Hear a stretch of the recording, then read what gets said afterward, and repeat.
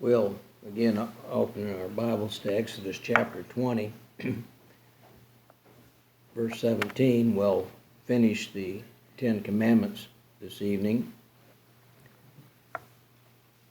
Exodus chapter 20, verse 17 says, "Thou shalt not covet thy neighbor's house, thou shalt not covet thy neighbor's wife, nor his manservant, nor his maidservant, nor his ox, nor his ass, nor anything that is thy neighbor's." This commandment, speaking of coveting, desiring that which belongs to your neighbor. I've heard in years going by preachers overstating this commandment, and then others that have understated the meaning of this commandment. Hopefully tonight we will understand what the Lord is saying here to us. He starts out with saying, "Thou shalt not covet thy neighbor's house." We're forbidden in this commandment to covet what belongs to our neighbor. And again, when we think of who is your neighbor, when we think of the parable the Lord put forth of the man who was beaten, robbed and left dead, half dead, when the priest come by and looked at him and crossed on the other side of the road, and the Levite come by, looked at him and crossed on the other side of the road, and then when the Samaritan, who was basically an enemy of the man, come and took care of his wounds, took him to an inn, kept him overnight, and when he left money to take care of the man, and told the innkeeper, "When I pass by this way again, anything that any cost above what I leave you, I will make it up." And the Lord asked the question there to the Pharisees, who is neighbor to this man? Well, the answer was the Samaritan, the one who basically was considered the enemy of the man. It was his neighbor. So our neighbor, scripturally speaking, our neighbor is anyone other than ourselves in this world. So he says, "Thou shalt not covet thy neighbor's house." Looking back in Deuteronomy, this is repeated, and the law is repeated throughout the book of Deuteronomy. Deuteronomy chapter 5 and verse 21 says, "These words the Lord spake unto all your assembly in the mount of the midst of the fire." And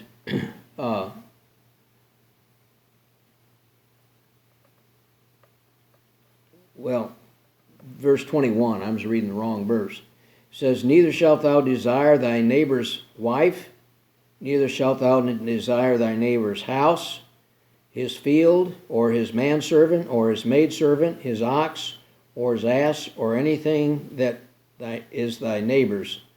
And when we see the word here, desire, this is the same word that is used, or same Greek, Hebrew word that's translated covet here in Exodus.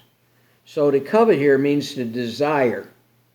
Means to desire that which belongs to your neighbor, that which belongs to another individual. So it's not just, looking at something and saying, "Well, I'd like to have a house like our neighbor." That's not coveting. But looking at the neighbor's house and desiring it for yourself. And this is what we see in this whole verse, what covet is speaking of. Desiring what belongs to our neighbor for ourselves. The word is, and as we look in Proverbs chapter 6 and verses 24 and 25, we see here Solomon writes, to keep thee from the evil woman, from the flattery of the tongue of a strange woman. Lust not after her beauty in thine heart, neither let her take thee with her eyelids. Now this here, of course, he's speaking of a woman who would flatter you with her beauty, her looks, her physical appearance, to draw you towards her, to make you desire her. He said, don't do that. And this is, again, is an example of desiring, looking and desiring. So as we see here, when we think about covetousness, we think about desiring that which belongs to another, it starts with our eyes. It starts by looking upon something, seeing it, and then within your mind and within your heart, desiring that for yourself. This is to covet. This is to desire. Our neighbor, again, is anyone, any other human being upon the face of this earth is our neighbor. Now, I used to hear, and this preacher, he's deceased now, so we won't bring his name in it, but he was always, many times, I heard him say that when you're traveling down the road and you look out your window and you see this guy, this individual driving with his fancy car, and you look at it and you lust after it. Well, you don't necessarily, just because you observe something that somebody has, lust after it or desire to have it for yourself. Now, you may look at something somebody has, in that case, and desire to have one like that, and that's altogether different than desiring the one that belongs to that individual. And that's what this verse of Scripture is dealing with. We're forbidden to desire the house that our neighbor owns for ourselves. And I have heard many people through the years actually say, I would like to have their house. Well, no, you are not to want their house. Nothing wrong with desiring to have one like theirs and going out and finding one and purchasing it for yourself, but not their house. We may desire, as we said, we may desire to have a house like our neighbors, but not to have theirs for ourselves. One whose practice in life is to desire that which belongs to another cannot enter into the kingdom of heaven. If that's your life, if that's your desire in life. In Ephesians in chapter 5, we see this as Paul puts it. Ephesians chapter 5 and verse 5.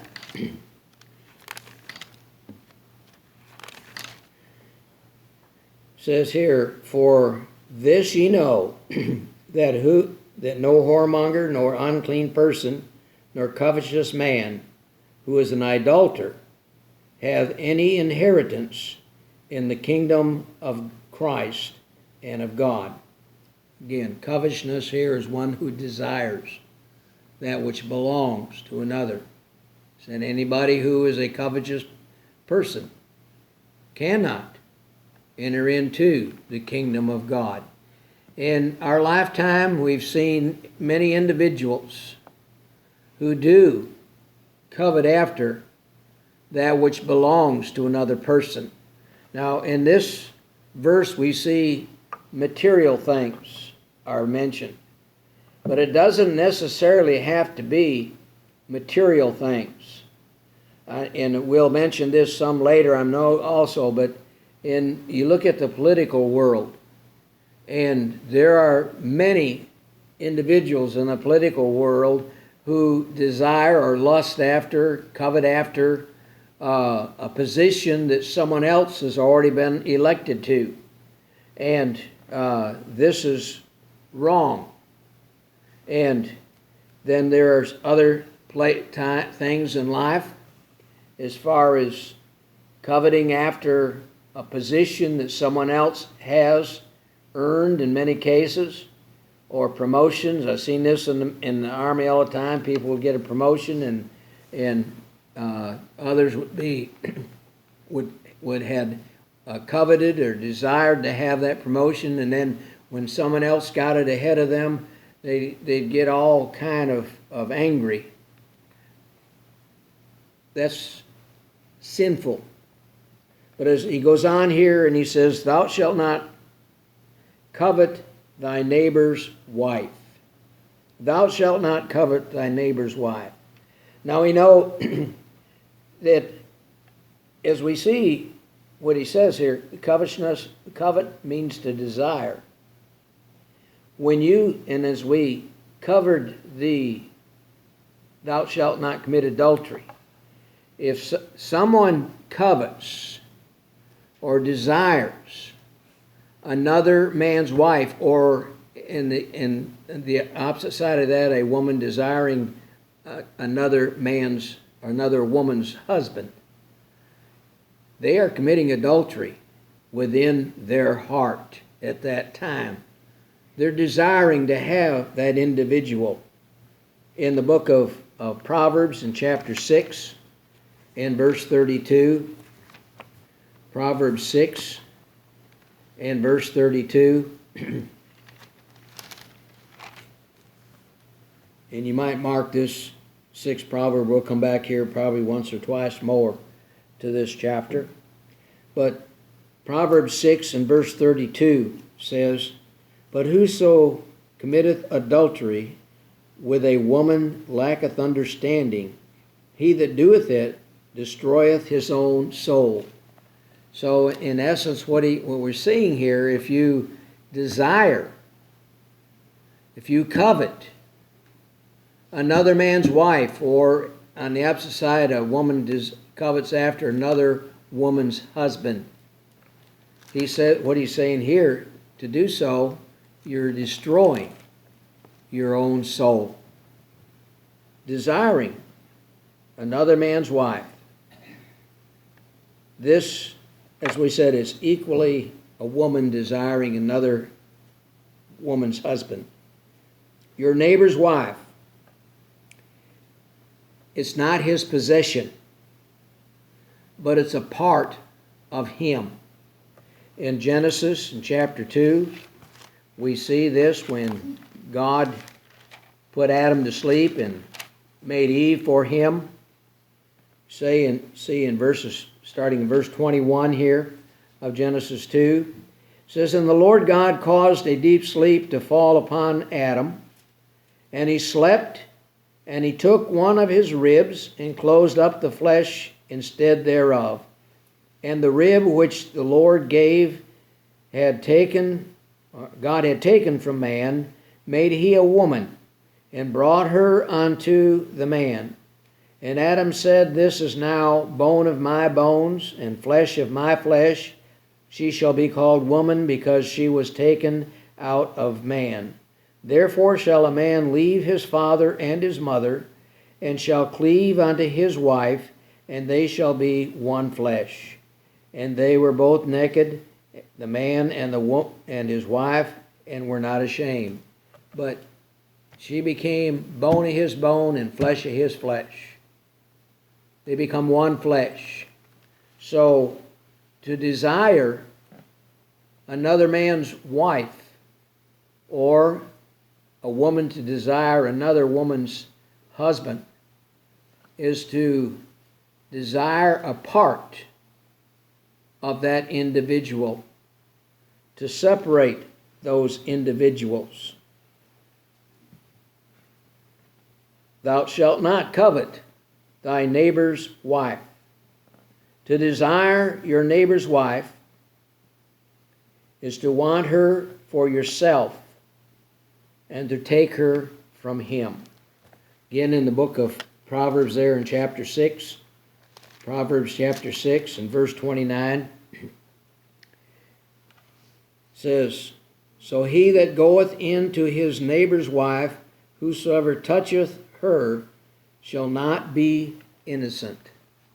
So to desire this, to desire another man's wife or another woman's husband, it's, in essence, it's a theft, but it's also condemning your own soul. Your neighbor's wife is his, and no one has the right to desire to have her for himself. It's an evil, sinful flesh that would look upon another man's wife and desire her for himself. In this wicked world we live in today, this commandment is of no regard. The lack of morality in the world we live in today is pathetic. And it starts with parents having no regard for anyone else and letting their children observe that. This is the wicked world we live in.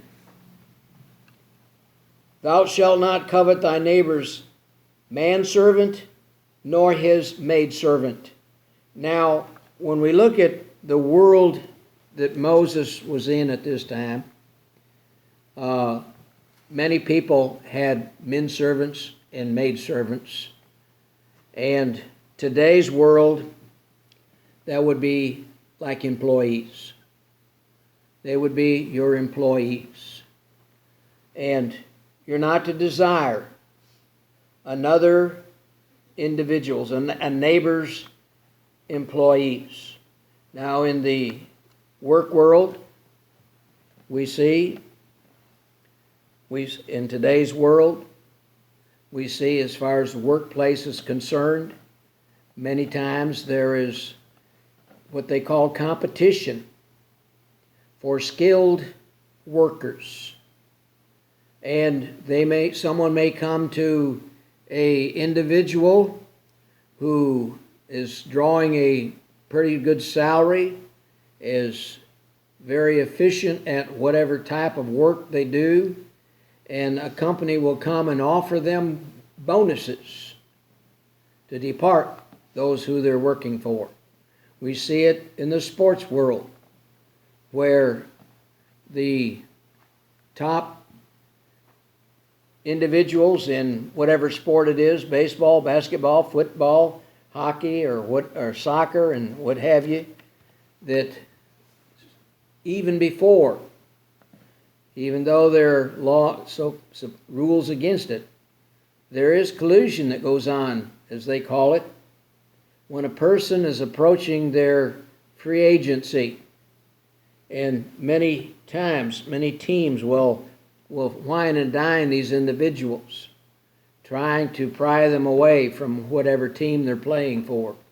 This is to desire another's employee, to desire another's one who performs duties for you. You do not love your neighbor as yourself if you desire his servant, his manservant, or his maidservant. In the book of Jeremiah, in Jeremiah chapter number 19, Jeremiah chapter 19 and verse number 18.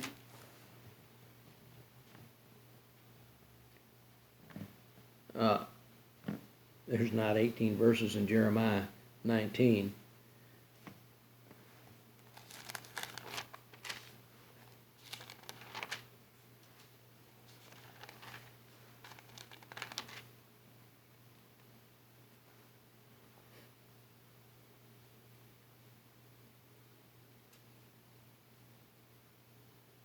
Well, let's see. if it was verse 8. Nope, I've got the wrong chapter written down there. Anyway, to love, you do not love your neighbor as yourself. If you desire his manservant, his employee, to work for you. Likewise, a maidservant today is also an employee, someone who works for another individual. Now, in these days here, the manservants and maidservants, manservants would have been those who probably tended the livestock. They even helped plow the fields and tend the fields. Maidservant would have been one who worked in the house, what they would call domestic work, probably ground grain and so forth, and maybe help cook and wash and so forth. But a individual who works for you, to desire them, to draw them away from their employer, is to violate this commandment. The servant is also to be loyal unto their master. So likewise, on the other hand, if you have a employee who desires to go to work for someone else just because they think they may get better pay or benefits or hours or whatever else, that is not being loyal unto whomever your master is. The Lord has brought the master and the servants together, and both are to be loyal one to the other. In Isaiah chapter 42, Isaiah chapter 42, and Isaiah 24, I'm sorry, I'm turning my numbers around. Isaiah 24 and verse number 9, or verse number 2, I'm sorry. Isaiah 24 and verse 2 says, "And it shall be, as with the people, so with the priest, and with the servant, so with the master, as with the maid, so with her mistress, and as with the buyer, so with the seller, as with the lender, so with the borrower, as with the taker of usury, so with the giver of usury to him. The land shall be utterly emptied and utterly spoiled, for the Lord has spoken this word." In other words, loyalty. He's speaking of loyalty here. Loyalty one to another. And if you are a loyal employee, you won't desire to go somewhere else. If you're a loyal employer, you will not want your employees to be open market, so to speak, to others. He says, "Thou shalt not covet thy neighbor's ox, nor his ass." Now, when we look at what he's saying here concerning the ox and the ass, in those days, these were beasts of burdens who labored for your production and also for your transportation. So when we see here, he says, it's evil to desire your neighbor's ox. In Habakkuk, in chapter 2, Habakkuk in chapter 2, and verse number 9.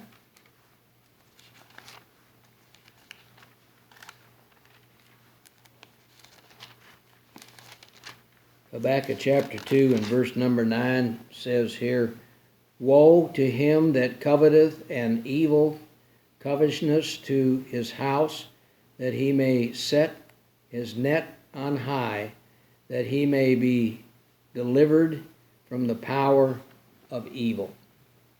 Woe. In other words, the Lord has set this kind of like a stop sign. Woe to those that covet. Woe to those that covet their neighbor's house, their neighbor's wife, their neighbor's manservant, their neighbor's maidservant, their neighbor's ox, and your neighbor's ass. Your neighbor's ox would be a tool used to cultivate his living, just as a man's tools of trade today. And I believe Terry has had tools of his trade stolen from him. Whoever stole them, looked upon them, desired them, and took them. And we've all been in situations in our life where there's possessions we've had were stolen from us. In my case, some of the things that I had stolen from me was when I was in the Army, and some relatives that came and stayed with my parents emptied out my closet with some things. One being a shotgun that had belonged to my grandfather Myers. Those are things, did they really mean anything to anybody else? And this is what it is many times when you desire, when you covet after that which belongs to another. And this covetousness here is also breaking of the commandment, thou shalt not steal. Thou shalt not steal. It doesn't belong to you. That ox, that ass, that house, that wife, that manservant, that maidservant, they don't belong to you. And to desire them for yourself and to take them is also stealing. To desire your neighbor's ox is to desire to have it as yours, not to desire one like his. Again, when we think of an ox, it was used for agricultural purposes. Farmers today, they have hundreds of thousands of dollars in their tractors and equipment that they use. And someone to desire those. And I remember when I was teaching up here yet, there was a combine or something out around Guthrie that was stolen. And they found it a few days later. But that would be like desiring that individual's ox, that combine, that piece of equipment that was used for that man's living. And he says, it is also evil to desire your neighbor's ass. Now, they were basically the means of transportation in this time. So that would be like desiring your neighbor's car or truck. Not desiring one like theirs, but desiring the one that they own as your own. Now, I don't know if this is exactly coveting, but I haven't had any for a while, but for a while, from Patriot Chevrolet, and now it's Newton Chevrolet, I had phone calls and cards and letters come in the mail saying, we need your 2017 Buick Regal. I had a phone call one day from Newton saying, I have a customer standing in front of me that wants a 2017 Buick Regal. Are you willing to sell yours? No, I'm not. Leave mine alone. It's mine. But to covet, to desire what belongs to another to make a profit for yourself is again breaking this commandment. Now Luke in chapter 12, we see here in verse number 15, Luke chapter 12 and verse 15 says, he said unto them, take heed and beware of covetousness, For a man's life consisteth not in abundance of the things which he possesseth. In other words, beware of covetousness. Beware of desiring what belongs to another. Because your life, he's saying here, doesn't consist. It does of that which you possess. In other words, if you desire a house, go out and buy yourself a house. If you're not married and you desire a wife, find a wife. If you need an employee, find your own employee. Advertise. Whether it be a manservant or a maidservant. If you desire a tractor, if you're in agriculture, go buy your own. If you need a car or a truck, go buy your own. Don't desire someone else's. And he concludes this by saying, nor anything that is thy neighbor's. Don't covet after anything that belongs to thy neighbor. I remember one time went fishing with a man, and he had some real nice fishing equipment. And there was an individual where we was fishing. He says, "Can I have your fishing rig?" Guy says, "It's not for sale." "Well, I sure would like it for myself." The man was coveting after this man's fishing equipment. That's desiring what belongs to your neighbor. Anything that belongs to your neighbor. And this takes in a wide range of things. Whether it's his dog or his cat, or could be his plants, be anything that he owns, his clothes, any equipment he may own, guns, fishing equipment, whatever it may be. If it belongs to your neighbor, don't desire to have that for yourself. Again, there's nothing wrong with desiring to own something like your neighbor's and going out and purchasing it, but not to desire that which belongs to your neighbor. Ahab was told by the king of Syria that his servants would enter into his house and take anything that they coveted after. We see this in 1 Kings in chapter 20. 1 Kings in chapter 20, in verses 5 and 6.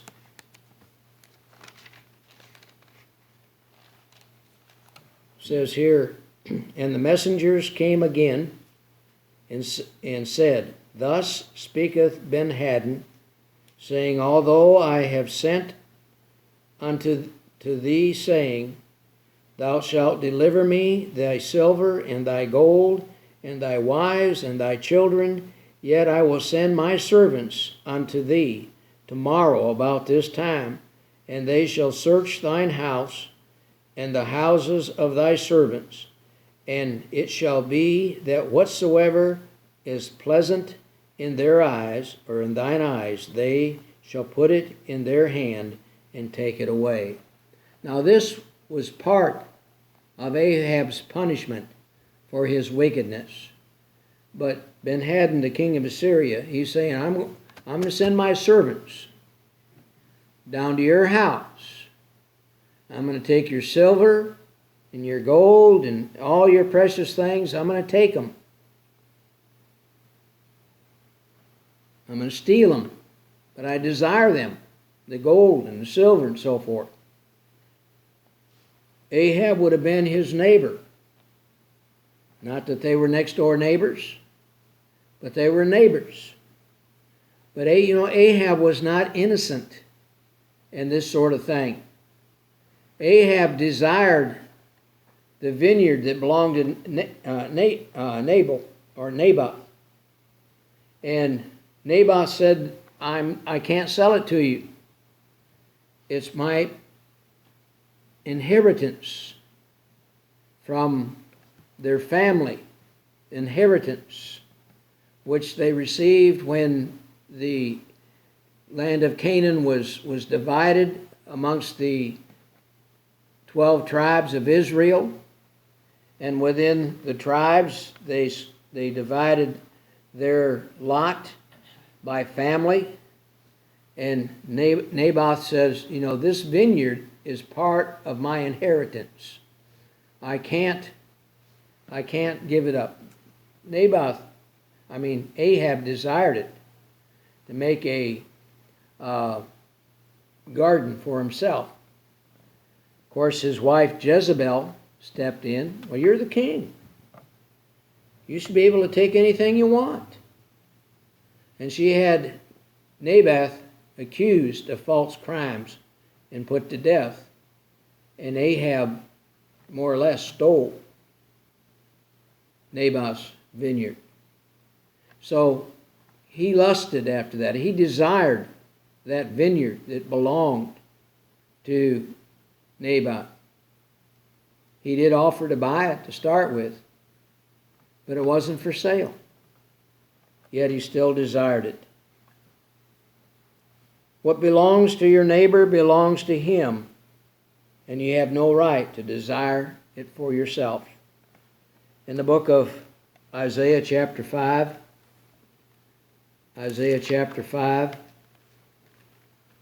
and verse number 8, Isaiah 5 and verse 8 says, Woe unto them that join house to house, that lay field to field, till there is no place, and that they may be placed alone in the midst of the earth. In other words, he's talking about desiring that which belongs to their neighbor. Woe unto them that join house to house, and so forth. Don't desire that which belongs to the neighbor.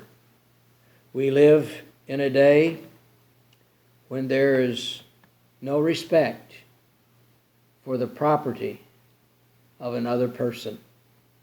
We aren't affected with it as much here in our community, but if you watch the news at all, you see that there's no respect for property that belongs to somebody else. There's thieves. We see in Nashville where a lot of it's teenagers. They walk about testing doors on vehicles, and if they're unlocked, they go through it and take anything of value. And also, sometimes, if they see something in that vehicle of value and it's locked, they'll break the windows and take it. What they're doing is they're coveting, they're desiring what belongs to another person. And we see all the time where, especially in summertime, when women and sometimes men go to parks to walk and exercise, run sometimes, and people will sit back and watch. And if they see a woman especially putting her purse in her trunk, when she's out of sight, they break in and will take that. They're desiring what belongs to her. This is covetousness. This is lusting. This is desiring that which belongs to another.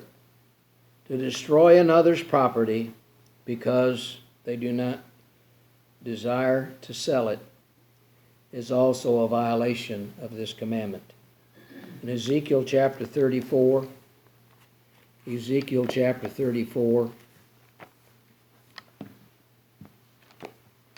and verse number 18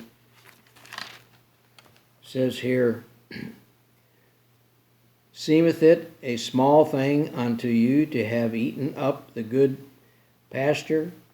But ye must tread down with your feet the residue of your pasture, and to have drunk of the deep waters, but ye must foul the residue with your teeth.